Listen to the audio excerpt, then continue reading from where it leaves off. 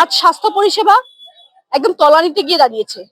শুধু super speciality হয়েছে, কিন্তু আদতে বাইরে শুধু নীল সাদা রং ছাড়া ভিতরে কিছুই হয়নি। আপনি একজন সাধারণ জনগণ হয়ে পশ্চিমবঙ্গের কি চাইছেন? পরিবর্তন চাইছেন? কেন চাইছেন? আমাদের বর্তমানে এই পশ্চিমবঙ্গের যা অবস্থা, শিক্ষা থেকে স্বাস্থ্য, শিক্ষা থেকে স্বাস্থ্য, স্বাস্থ্য থেকে লেখাপড়া, সমস্তটাই ব্যবসা, সমস্ত কিছু, চাকরি ক্ষেত্র, যাই দেখুন সব জায়গাতে একটাই জিনিস রয়েছে, শুধু দুর্নীতি, দুর্নীতি আর দুর্নীতি।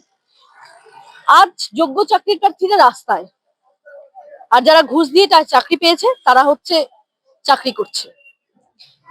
আজ দেখুন শিক্ষার হাল বেহাল। আজ স্বাস্থ্য পরিষেবা একদম তলানিতে গিয়ে দাঁড়িয়েছে। শুধু সুপার স্পেশালিটি হয়েছে, কিন্তু আদতে বাইরে শুধু নীল সাদা রং ছাড়া ভিতরে কিছুই হয়নি। মমতা বন্দ্যোপাধ্যায় নারীদের জন্য, নারীদের সুরক্ষার জন্য কি কি কাজ করেছে? এইটাই সব থেকে আমাদের লজ্জার, যে পশ্চিমবঙ্গের মুখ্যমন্ত্রী একজন নারী। সেই নারী মুখ্যমন্ত্রী একজন নারী হয়ে তারই রাজ্যে নারীরা সব থেকে বেশি অসুরক্ষিত। আপনি যদি দেখেন ধারাবাহিকভাবে, সেই কামদুনি থেকে শুরু করে পার্কস্ট্রিট থেকে শুরু করে হাসখালি থেকে আরজিকর, যা গোটা পশ্চিমবঙ্গকে, গোটা বিশ্বকে নাড়া দিয়ে দিয়েছে।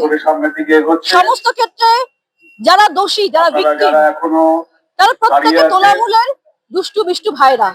এবং মমতা ব্যানার্জি একজন নারী হয়ে সে কি করছে, বারে বারে এই সমস্ত যারা তৃণমূলের দুষ্টু বিষ্টু ছোট ছোট ভাইয়েরা আছে তাদেরকে, বরং যারা লাঞ্ছিত হচ্ছেন, যারা ভিক্টিমাইজ হচ্ছেন, তাদেরকে কি করছেন, তাদের চরিত্র নিয়ে প্রশ্ন করছেন, তাদের দর বেঁধে দিচ্ছেন। তাহলে কি করে বলবো আমরা সুরক্ষিত আছি?